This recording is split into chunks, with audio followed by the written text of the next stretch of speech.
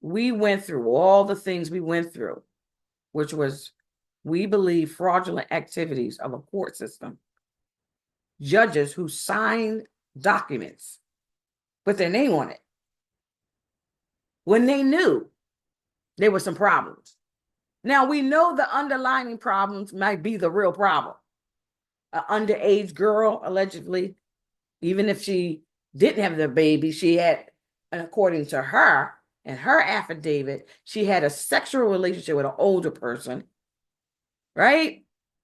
And there may be a baby, and there is, out of that situation or not, but she still had an encounter, right?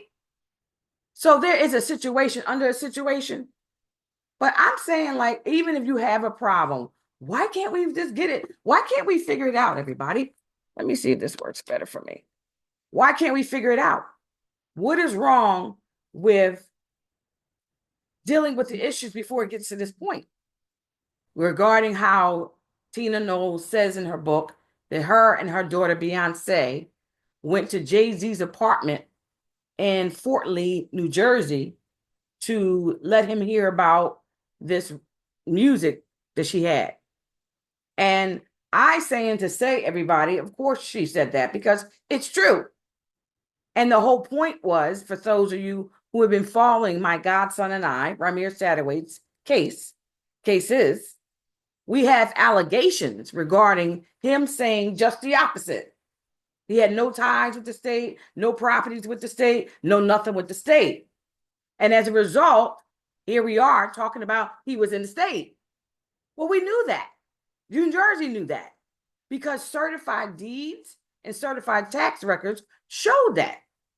But the state of New Jersey chose not to look that way or look that way or look the right way. They chose not to look at their own documentation, which says that he had properties in New Jersey. And he also had a car. Motor vehicles had information, so they knew.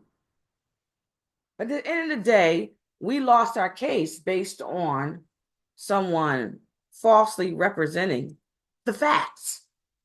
And I was owed damages and could have got those little bitty damages back then. But you chose not to do it for whatever reason. And now, here we are, still fighting for our rights, because it's bigger than a baby daddy and it's bigger than somebody giving false information.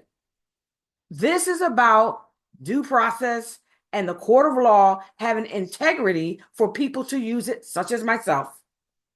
Because my taxpaying money, if y'all didn't know, is being used.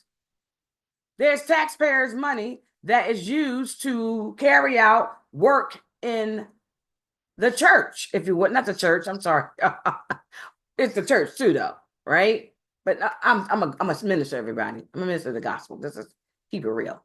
That's my first call, right? So it is the church, but we're talking about the community needs to be able to go to the court and get a due process, get something that's real, authentic, and right. So here on page 249 of her book, she says in this, what paragraph it is? One, come on, cursor. Can't find, okay, here it is. 1, 2, 3, the third paragraph. And she says, he was in the city, meaning Jay-Z, and we picked him up to go to his apartment in New Jersey to play him the completed album in a sequence so he can hear his thoughts. So when you look at this and some other factors in, it was all around the same time some of these allegations were talked about. But nonetheless, the whole point was he had ties to the state, and the state of New Jersey knew this all along. In fact, there's another document I have, and that document shows, again, that there was ties to the state based on some records of motor vehicles. Had information, obviously, about people that have licenses.